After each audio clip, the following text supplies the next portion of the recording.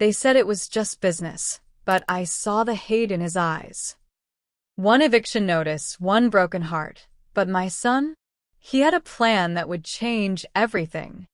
This isn't just about a home. It's about dignity, about standing tall when the world tries to tear you down. You won't believe what happened next. They taped the eviction notice right over Malik's drawing. That's how I knew this wasn't about rent. It was a message. A warning. A line drawn in bold red ink. I stood there in my worn robe, fingers trembling as I peeled the paper from the door.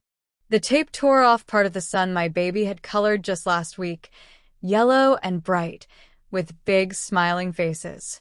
Now all I could see was the word notice screaming over it. Final warning. Code violation. 7 days to vacate. My knees nearly buckled. Mommy, what's it say?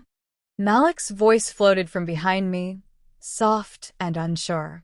He was still clutching his cereal bowl, little bare feet planted on the cold floor like he knew, somehow, that the world was shifting again. I turned quickly and forced a smile. Nothing, baby. Just something for me. But he was already looking past me, reading the word the way I taught him. Slow, careful, too damn smart for 7. Violation, he whispered. Are we in trouble? No. But also, yes. Not because we did anything wrong, but because we were the wrong color in the wrong apartment at the wrong time. See, we lived here 3 years. Quiet. Clean. Rent always on time. We kept to ourselves. I even fixed that busted stair railing when the building ignored it. But the moment Mr. Cutler bought this place, things changed. Suddenly, we were under review. Suddenly, I got letters about trash that wasn't mine. Loitering. Improper use of balcony. Like blowing bubbles with my son was a felony. And now this. I could already feel the other tenants watching from behind cracked blinds. They never said a word when I passed anymore. Like racism's a cold you can catch from eye contact. I pressed the paper to my chest, feeling my pulse pound against it. Stay inside, baby, I told Malik. Mommy just needs a minute. I stepped into the hallway and marched straight to the front office. My robe flared like a cape behind me, my hair still in a messy bun from last night. I didn't care. I was done being quiet. Cutler was in his office, sipping coffee like he hadn't just tried to throw a child into the street. His blue eyes flicked up when I came in, and I saw it, the smug little smile, like he'd been waiting for me. I slapped the paper down hard on the desk. You want to tell me what this is? He blinked slowly, then leaned back in his chair. It's exactly what it says, Ms. Morris. You've violated multiple codes. I'm legally obligated to proceed. Bullsh. I caught myself. My hands shook. I have proof none of this is real. I've filed complaints, taken photos. You think you can just invent rules to push us out?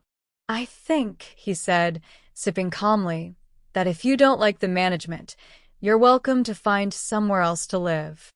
I stared at him, heart thundering. It was in his eyes, the way he looked at me like I was trash on his shoe. Like he'd been waiting for a reason. Any reason. And now he had won. I opened my mouth, but then Malik burst into the room. He had no shoes, no coat, just a determined little face and something clutched in his hands. Mommy, he said, holding up a small black recorder. I think you should hear this. Cutler's face changed. The smirk dropped. The color drained. And for the first time since he bought the building, he looked afraid. Cutler's jaw tightened the moment he saw what was in Malik's hand. That's enough, he snapped. You can't just barge in here. He's with me, I said, stepping between them. You got something to hide? Malik stood there, brave as ever, tiny hands gripping that recorder like it was a weapon. I heard him talking last week, he said. In the hallway. On the phone. He said he was going to clean out the trash. That's what he called us. Cutler's eyes flicked toward the office door. No security cameras. No witnesses. But my son? He had a voice. And receipts. Give me that, Cutler growled, stepping forward. Don't you touch him, I warned, my voice sharp enough to slice glass. Malik backed up, holding the recorder close. It's all on here, Mommy. I even got when he said he was only sending violations to the black tenants. I hid behind the stairs. I heard everything. The silence was heavy, the kind that presses against your skin. Cutler's hands twitched. He was calculating, shifting from smug to scared in a blink. I could almost hear his lawyer in his head. He knew. I'm calling the police, he muttered, reaching for his phone. I grabbed his wrist before he could touch it. Yeah? Call them. Let's play it for them. Let's make it public. Hell, I'll live stream it. TikTok loves a good slumlord racism scandal. He froze. I didn't. I leaned in closer, low enough for only him to hear. You think I'm scared of you? I'm not. I'm tired. I'm a black woman who's been quiet too long. But this? You messed with my child. Now it's war. We walked out of that office like we were walking away from an explosion. Back upstairs, Malik sat on the couch, his legs swinging, eyes wide. He didn't understand the full weight of what he'd done, but I did. He saved us. For now. I locked every bolt on the door. Then I sat next to him, pulled him into my arms, and let the tears come.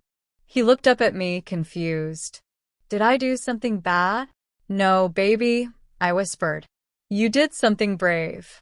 But now we need help. I didn't trust the police. I didn't trust the building. Hell, I barely trusted my own neighbors anymore. But I knew one thing. The truth had to be louder than the lie. That night, I sent the audio file to a local journalist who'd covered tenant discrimination before. She messaged back within an hour. This could be huge, she said. Can I come tomorrow morning to record your story on video? I didn't sleep that night. The next morning, before the reporter arrived, someone banged on our door. 3 sharp knocks. Then silence. I peeked through the peephole. No one there. Just an envelope taped to the door with my name scribbled in red ink. I opened it with shaking fingers. Inside was a photo of Malik, walking home from school. Alone. No note. No threat. Just the picture. A message without words. I locked the door. Called the school. Arranged for early pickup from now on. My hands wouldn't stop shaking. Mommy? Malik said from the hallway. Are we in danger? I didn't know how to answer that. The reporter came at noon. Her name was Lexi. Black, mid-30s, no nonsense. She wore a press badge like armor and carried 3 cameras. You ready to talk? She asked gently. I was. We sat in our living room, Malik playing quietly with his Legos nearby. I told her everything. The sudden violations. The neighbors going quiet. The fear. The photo. When I played the audio, she closed her eyes and exhaled. This isn't just a story, she said. It's a reckoning. She aired the story that night. By morning, it had over 2 million views. My inbox was flooded. Some messages were kind, supportive. Others were pure poison. Anonymous profiles calling me a liar, a race baiter. Some even called for child services to take Malik. I should have been scared. And I was. But under that fear, something stronger was rising. Rage. This country teaches black women to be quiet, to be grateful for crumbs, to apologize for existing. But I wasn't doing that anymore. That afternoon, a lawyer showed up at my door. A black woman named Tamara Ellis. Hair like a crown, voice like thunder. I'm here pro bono, she said. Saw your video. This ain't the first time Cutler's pulled this stunt. I've got 3 other tenants in another building he did this to. Malik peeked out from behind my legs. Are you gonna help us stay? I'm gonna help you fight, she said. That man picked the wrong mother to mess with. We started building the case. Tamara collected documents, interviewed other tenants, even subpoenaed building inspection records. But things got uglier. My tires were slashed. Malik's backpack was thrown in a dumpster at school. Someone sprayed liar across our door. Still, we didn't back down. Because the truth? Once you speak it, it grows legs. It marches. It kicks down doors. A week later, we received notice. The eviction was officially withdrawn. But I wasn't celebrating. Not yet. Because I knew Cutler wasn't done. Men like him don't fold. They reload. Sure enough, 2 days later, CPS came knocking. Someone reported me for neglect. They wanted to question Malik. Inspector home. Look through my fridge. I stood there, heart pounding, Malik clinging to my side. Tamara arrived just in time. I told you, I sobbed. I told you they'd come after him. Tamara didn't flinch. She called everyone, police, FBI, press. She demanded they move. But it was another voice that finally broke the silence. The voice of a janitor at Malik's school. She saw a black SUV pull up that morning. Saw a man in a brown jacket whisper to Malik. Malik followed him willingly. He thought he was being picked up for a surprise. The janitor didn't think anything of it until she saw the news that afternoon. An Amber Alert went out. Photos plastered everywhere. The world was now watching with fire in its eyes. But it wasn't the police who found him. It was Malik who saved himself. 2 days later, in the middle of the night, he walked into a gas station in New Jersey. Alone. Dirty. Crying. But alive. Security cameras caught it all. When I got the call, I collapsed. Tamara drove me to the hospital, and when I saw him, God. His face was bruised, his arms scratched, but his eyes, still fierce, still full of fire. I escaped, he whispered. I waited until they fell asleep. Then I ran. I held him like I'd never let go again. They said if you kept talking, they'd make me disappear, he said. But I told them my mommy doesn't give up. Those words lit something in me, lit the world on fire. By morning, the story was everywhere. Slumlord and city official caught in conspiracy to intimidate tenant. Child kidnapped. Mother fights back. Cutler and the inspector were arrested. Indicted. No bail. The mayor gave a press conference, promising justice. But justice? That's not a press release. It's a process. And even now, weeks later, as I walk Malik into school again, I feel eyes watching, feel systems waiting. But I also feel something else. Power. The kind that comes from surviving, from speaking, from refusing to be erased. People ask me if I regret speaking out. I tell them this. Silence never saved us. My voice is my weapon. And now? So is his. Because Malik wasn't just a boy with a plan. He was a mirror to a broken system. And in that mirror, the world finally saw the truth. The morning after Malik came home, I sat by his hospital bed, holding his little hand while he slept. The monitors beeped quietly. Every sound made me flinch. A nurse came in, soft-voiced and kind. He's safe now, she whispered. But I didn't believe it. Because I'd learned something. Safety in this world was a temporary illusion for people like us. The press was everywhere. They wanted interviews, angles, headlines. Some of them cared. Some just wanted a scoop. But I didn't care about the cameras. I cared about change. Tamara walked in with a man I didn't recognize. Sharp suit. Calm voice. Said he worked with the ACLU. They wanted to help. Not just with my case, but with systemic reform. Said our story could spark a citywide investigation. This could lead to something bigger, he said. Policy. Exposure. Pressure from the top. I looked at Malik. His bruised face. His quiet breathing. I don't care about policy, I said. I care about making sure this never happens to another Black mother. He nodded. Then let's make that happen. Together. We filed a federal lawsuit. Civil rights violations. Corruption. Kidnapping. The DA expanded the criminal case. More names came out: inspectors, officers, even 2 city council members who helped look the other way for years. Cutler's real estate empire? Crumbling. But that didn't mean the fight was over. The threats came in waves. Online. On paper. Whispered through lawyers. The kind that said, "Back down, or we'll find another way to ruin you." But they underestimated me. I'd already lost too much to fear silence again. Malik started therapy. Nightmares, anxiety. But he was trying. He'd draw pictures of monsters behind buildings. But he'd always draw himself with a sword. "My job is to fight them," he said once. "I got that from you." That's when I realized they didn't just try to take my son. They tried to take his light. But Malik? He's built like me. And we don't fold. The trial began 3 months later. It was the hardest thing I've ever done. I sat in that courtroom while Cutler's lawyers tried to twist the story. Called me unstable. Said I coached Malik. Said I weaponized race for sympathy. I almost stood up. Almost screamed. But Tamara put a hand on my arm. "Let the truth speak. We don't have to shout for it to be heard." So I did.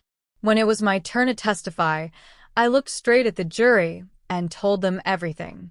About the leaks, the black mold, the threats, the silence, the system that let it all happen. But it was Malik's testimony that shattered the room. He stood on a box to reach the microphone. Small voice, strong eyes. "They told me if I didn't stop my mommy, she'd disappear. But my mommy's not bad. She's brave. She tells the truth even when it's scary. She fights for people who can't." He paused. "And I want to be just like her." People cried. Even the court reporter wiped her eyes. Cutler didn't look up once. But that wasn't the end. Because just when we thought the scales were tipping, the system pushed back. The judge, an old white man who'd worked with Cutler's lawyers in the past, declared a mistrial over procedural inconsistencies. Tamara almost flipped the table. I just sat there. Numb. Cold. Mistrial. After everything. They were going to let him walk. But the people? They weren't having it. A protest exploded outside the courthouse. Thousands showed up. Signs. Chants. A sea of rage and love and solidarity. They weren't just fighting for me anymore.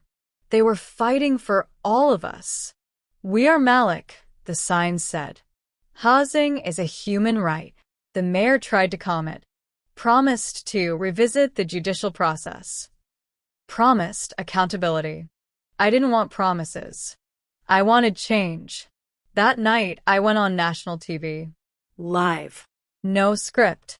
I looked into the camera and said, "They tried to bury us, but they forgot we were seeds. You can throw out a trial. You can pay off a judge, but you can't erase a movement." And that clip? It went global.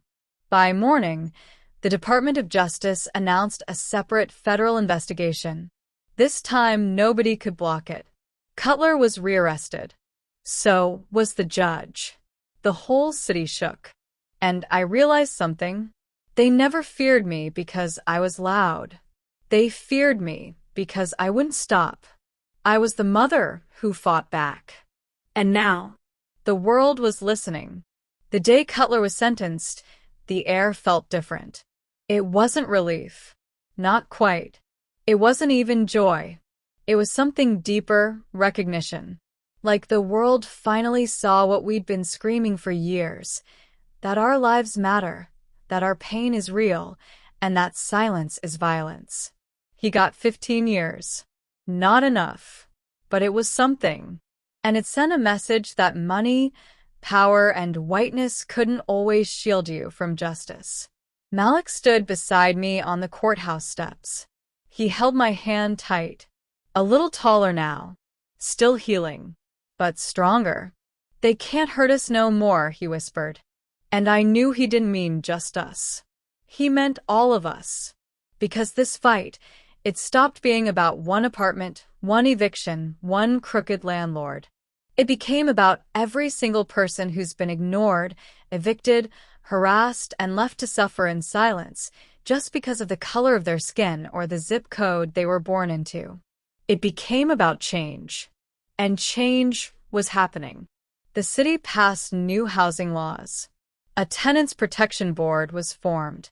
Inspectors were under federal review. And the names on those documents? They weren't just politicians. One of them was mine. They asked me to be part of it. Me. A Black single mom who once begged the city to care. Now I was helping shape it. Tamara and I started an organization, the Malik Initiative. We provided legal help, safe housing options, and advocacy for families facing discrimination. And Malik? He drew the logo himself.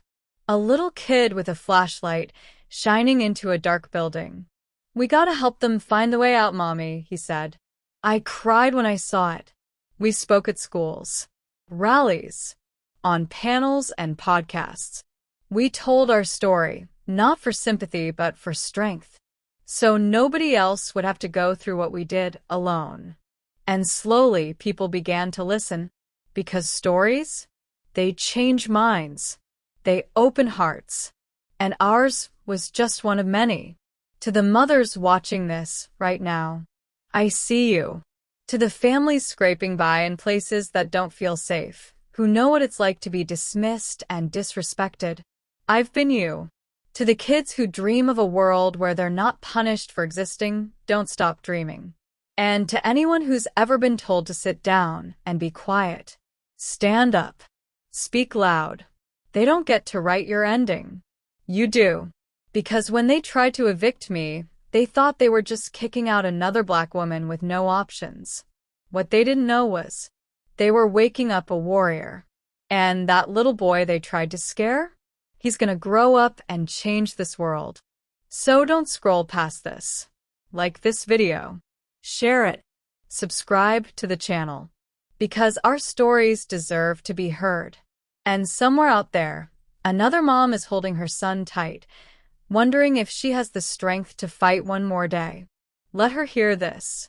Let her know she does. And she's not alone. Not anymore.